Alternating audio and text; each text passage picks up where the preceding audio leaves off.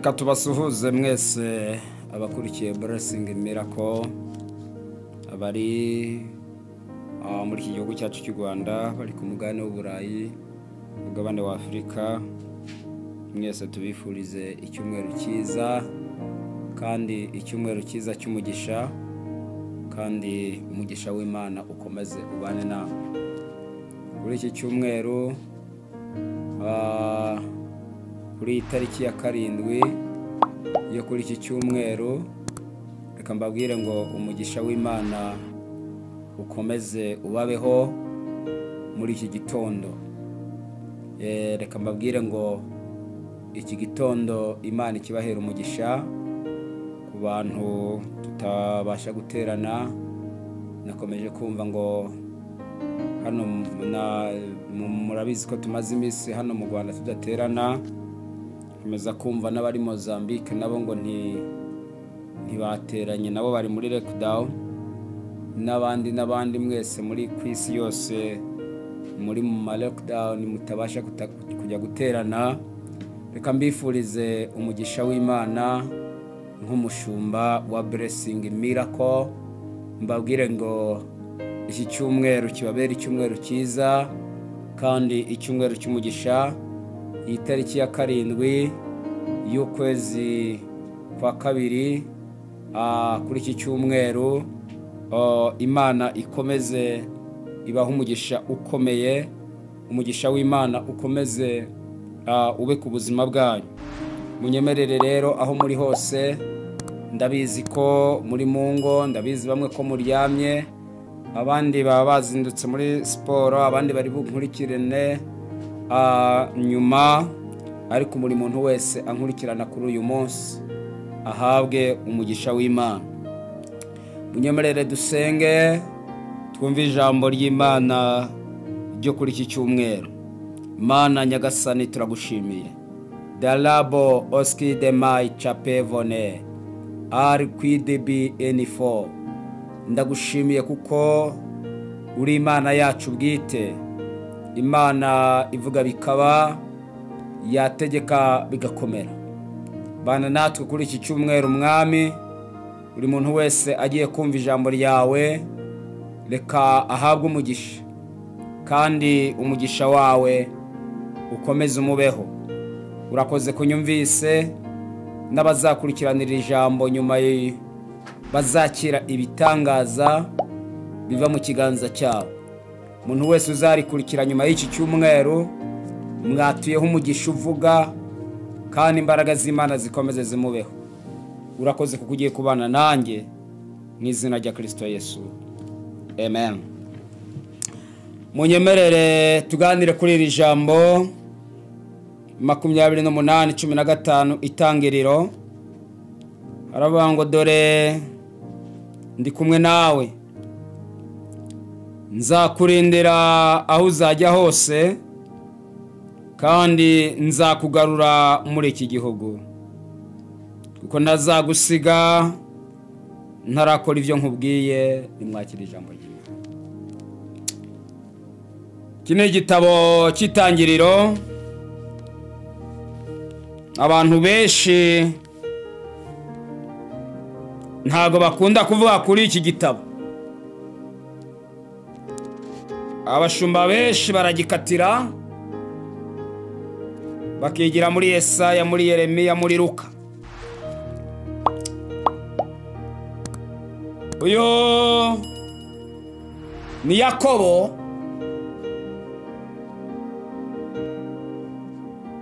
Yakobo mwese murabizi ko yavutse mu buryo navuga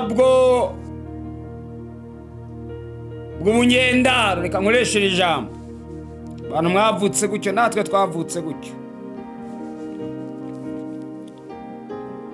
Uyu Yakobo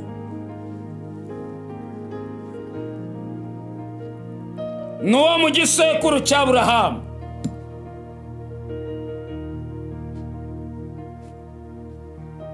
Mana yahamagaye Aburahamu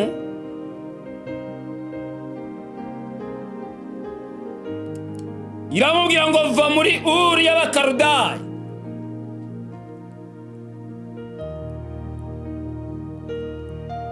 ujye mu gihugu nzakwereka.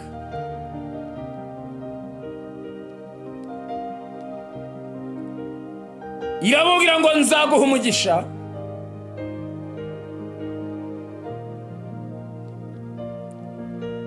iramubwira ngo nzogeza izina ryawe. Itangiriro 12.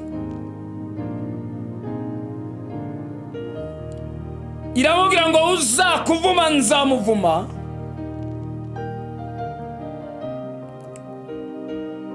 iramubwira ngo kandi muri wowe niho imiryango yose yo mu isi izabonera umugisha.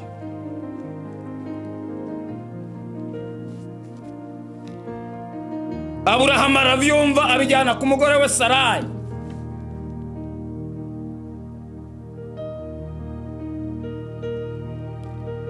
Sarayi yarihuse kugira ngo yumve ibyo umugabo we amubwiye.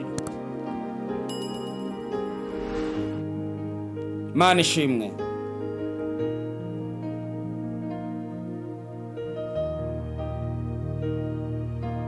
Bamaze igihe kirekire batavyara.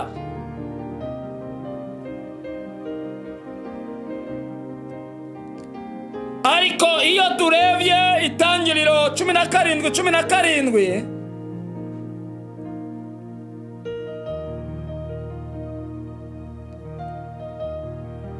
tuhabona amagambo Imana yabwiye Aburahamu imubwira ko azavyara umwana.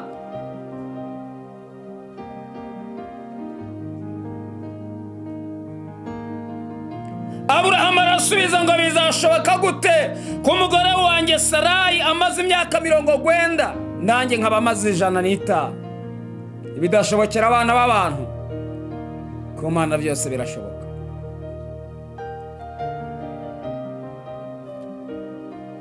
Igihe kigeze Sarayi arasama. Mu bitangaza Imana ikora,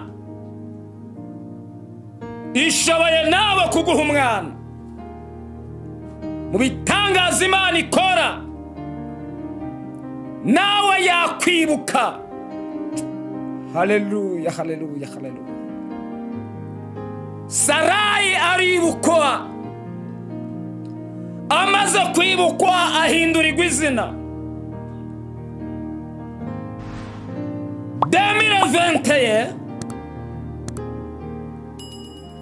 Imana iguhindurira izina. Nyuma y'amazina menshi wiswe, nyuma y'amagambo menshi wabwiwe, Imana iguhindurira izina. Uwari Sarayi amaze gusama ahindurirwa izina, yitwa Sara. Abyara umwana w'umuhungu amwita Isaka. Uyu Isaka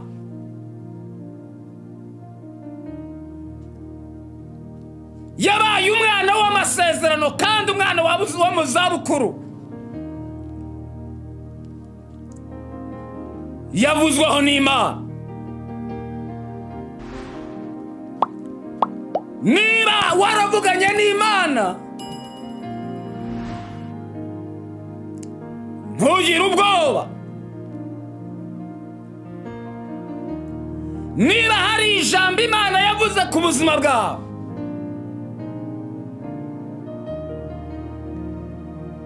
Imana izarisohoza. Ijambo ryiza ryose ryavuye mu kanwa k'Imana,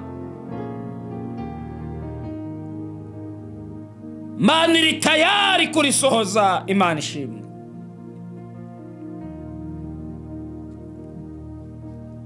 Bibiliya ngo Isaka arakura,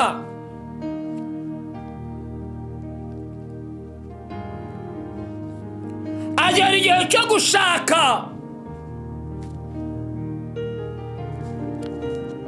Ashaka umugore yitwa Rebeka.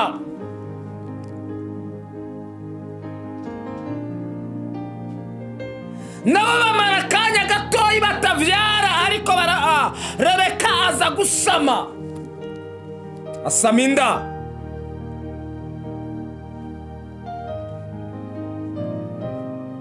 Imana ivugana na Rebeka abo bana bakiri mu nda ya nyina. Sama inda y'abana b'impanga. Ubuhanuzi buratambuka buravuga ngo umukuru azaba muto, umuto azaba mukuru. Abana imivukire yabo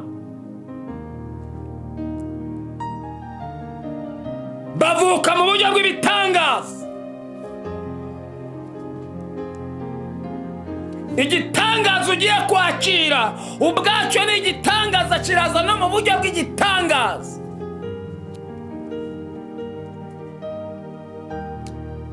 Muntu nkurikiye cyangwa ukurikiye blessing miracle, ndabizi wari wacitse intege uri kwibaza ku masezerano y'Imana. Mana yarambwiye ko 2020 nzaba nsohorejwe, none 2021 nayigezemo sindasohorezwa. Wategereye neza ko Sara yasamye mu myaka 90.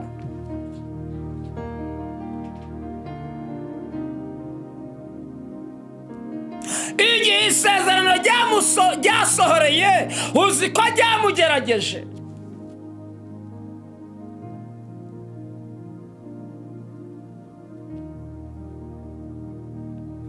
Imana ntabwo yitaye ku byo yakuvuze, ntiyitaye ku mamodoka, ntiyitaye ku mazu, ntiyitaye ku biki. Imana yitaye ku buri roho, ku bugingo. Itangaza biri gukoreka. Namye mbona abatinganyi barimo bava mu butinganyi. Sigenja kuri Facebook nkabona abakobwa basigaye wagira ngo hari uwabahaye akazi ko kuvuga kuntu abakobwa abagabo babonana n'abagore. Iyo ni umwuka mubi. Niba twarasenze umwuka w'abatinganyi, mureke dusengera abana b'abakobwa bajya ku mashusho media bagashira ubusa bwabo hanze. Ariko nitubabwira ntibumve, leta y'ubumwe yacu ibaye maso irabatubonera. Ndayikunda cyane leta y'ubumwe. Ndakunda ubuyobozi bw'iki gihugu cyacu. Iratureberera. Nimujye ku mashusho media mutureberere, mudukubitire uriya mwanzi ashaka kwangiriza societe nyarwanda. Abana baravuka ariko bavuka mu buryo butangaje.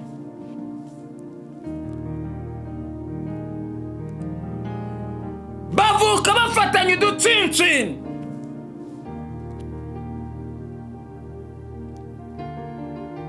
Wa undi yitwa muto ariganya umukuru ari we Yakobo ariganya Yesawu.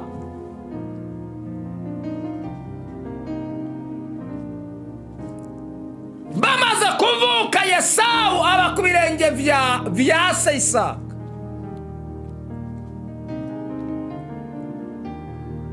Yakobo nawe aba ku birenge vya nyina Rebeka.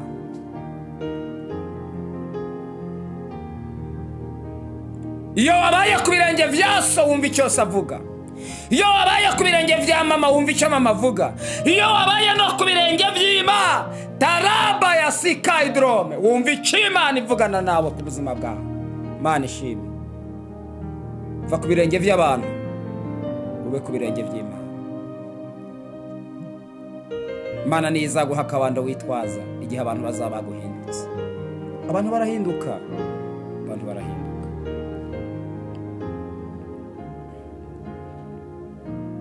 Yakobo ariganya Yesawu kandi biremera kuko Imana yari yaranyuranyije amaboko. Imana inyuranya amaboko nawe gutabara. Yayanyuranya gute pastor? Kuri iki cyumweru yayanyuranya. Butarira yayanyuranya. izina ryayo rihabwa icyubahiro. Habaye ikintu cyo guhangana. Babana bo mu muryango w'amasezerano, babana bo mu muryango w'abatambye batangira guhangana. Babana bavuzweho n'Imana batangira guhangana. Mwisi no guhangana, kurya no guhangana, kwambara no guhangana, gushumba no guhangana, kuririmba no guhangana, ibintu byose abantu barahangana. Nimureke muve mu guhangana. Uyarahanura jewe simpanura, ahanura ibipfuye. Sinababwiye kuntu umuntu umwe yambwiye ngo yarankunze, nabwiye ati warakoze kunkunda. Ntago aba muri Afrika, ni umubyeyi ukuze cyane. Ambaza imyirondoro yanjye yose n'amateka yanjye byose, ibyo nahuye nabyo byose ndabiza mbimenaho ngaho. Arambwira ngo warababaye, ararira. Nari mu gihe cyo gutegura ubukwe. Ararira, arambwira ngo nzabana nawe mu bukwe. Umunsi umwe ndabyuka mu gitondo arampamagara, arambwira ngo jya gushaka inzu nyikugurira. Nirirwa za Kimironko, nirirwa za Remera. Arambwira ngo, ndamubaza ngo shake yangahe? Shaka inzu amafaranga si akabuze.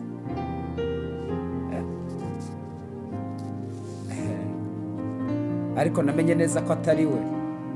Nyuma namenye neza ko abahanganye n'abandi bagiye baramubwira ngo uriya mupasitoro mwihorere, ntakorera Imana, ntumugurire iyo nzu.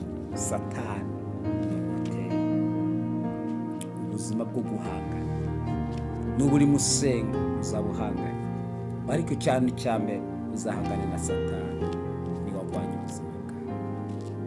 Umugore umukecuru sinongeye kumuhamagara ngo azanyita. Yaremeye ko azahagurutsa indege. Yari umukire, bari bafite indege 15, afite Ajax. Twaramenyaniye mu nzu y'Imana. Yaramenyeye kuri televiziyo, ariko bimera gutyo. Ujya yemera ko byose bitugera, ariko ibyawe umugisha wawe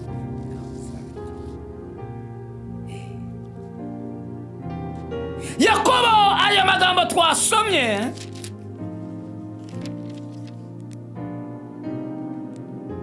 ni cyagihe yari ahagurutse Isaka, amaze kumuhesha umugisha wakuriganya, amuhesha n'undi mugisha wa kabiri wo kurambagiza. Aramubwira ngo mvira hano ugende kurambagiza, ariko ntiyamurangira hagiye kurambagiza. Biravuga ngo Yakobo aragenda, rimwiriraho agenda, agera haryama, ananiwe, yiseguriye, arasinzira. Amaze gusinzira agira iyerekwa, abona urwego ruva mu ijuru rukagera hasi. Yumva ijwi riramubwiye ngo Yakobo, ndi kumwe nawe, Imana iri kumwe nawe. Haleluya, ndi kumwe nawe. Bega umuntu yakubwiye ngo ari kumwe nawe ntunezerwa. Umushumba wawe yakubwiye ngo ari kumwe nawe uranezerwa. Mama wawe yakubwiye ngo ari kumwe nawe uranezerwa. Papa wawe nawe. Yakobo, ndi kumwe nawe. Ntiyabibwiwe na nyina, ntiyabibwiwe na se, yabibwiwe n'Imana. Umva ijambo umuvyeyi atakubwira, ijambo papa wawe atakubwira, mama wawe atakubwira, muvyara wawe, murumuna wawe atakubwira, uribwiwe n'Imana. Na wagira imbaraga zingana. Ndi kumwe nawe. Ndi kumwe nawe. Iravuga ngo nzakurindira aho uzajya hose. Imana iri kumwe nawe. Muri ibyo bibazo iri kumwe nawe. Aho ngaho uryamye iri kumwe nawe. Aho ngaho unkurikiye kuri iki cyumweru iri kumwe nawe. Kuko ntazagusiga.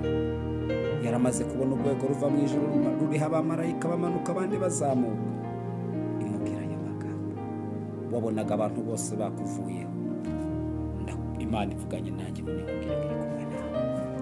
Wabonye abantu bose bakuretse. Imana ivuganye nanjye kuri kumwe nawe. Wabona abantu bose bagutaye. Imana ivuganye nanjye kiri kumwe nawe. Wabona abantu bose bakujugunye. Imana de prostifone ivuganye nanjye kuri kumwe nawe. Izakurinda, izabana nawe muri ibyo bibazo, izabana nawe. nzakurindira aho uzajya hose kuko ntazagusiga ntarakora ibyo mubwiye. Yakobo ngo arakanguka, ngo Yakobo ngo arakanguka, arakanguka. Nyuma y'ijambo ryiza yaramaze kubwirwa, Yakobo ngo arakanguka. Mbega ijambo ryoshe. Unyihanganire ndisome 6:28-16.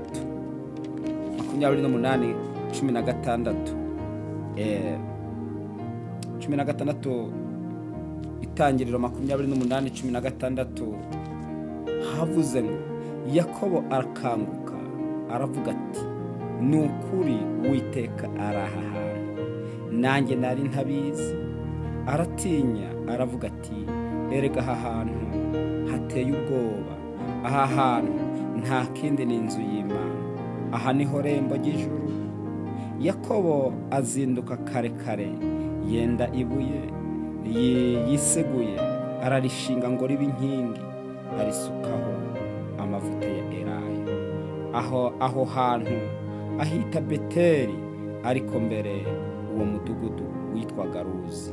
Yakobo ahiga umuhigo ati Imana nibana nanjye ikandindira muri uru rugendo ngenda, ikajya impa ibyo kurya n'ibyo kwambara, nkazagaruka kwa data amahoro, Uwiteka we uzaba Imana yanjye, n'iribuye nshinze nk'inkingi izaba inzu y'Imana, kandi ku byo uzajya umpa byose sinzabura kuguhereza 1/10.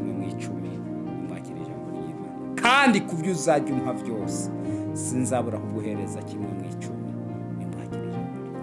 Imana ko yakoze imirimo, ko Imana yagutabaye, Imana ko yakoze ibintu bikomeye, koko ujya wibuka gutanga 1/10. Niyo mpamvu uri guhura n'ibibazo. Arahiga imihigo wahize, warayihiguye. Ko wahize ko hari icyo uzakora waragikoze, kugiye kongera guhiga, iki cyumweru reka mbifuriza amahoro y'Imana. Imana iri kumwe nawe, izabana nawe, izagendana nawe.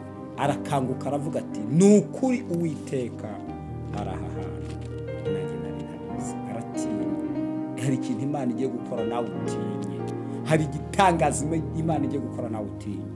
Imana turagushimira, uri Imana nziza, uri Imana ikomeye. Iki cyumweru buri muntu wese mwatuyeho umugisha wo gukomera, umugisha wo kwaguka, umugisha wo kugera ku byo atarageraho, umugisha wo gutera imbere, umugisha udasanzwe. Urakoze kuko ubyumvise, mu izina rya Kristo Yesu, amen.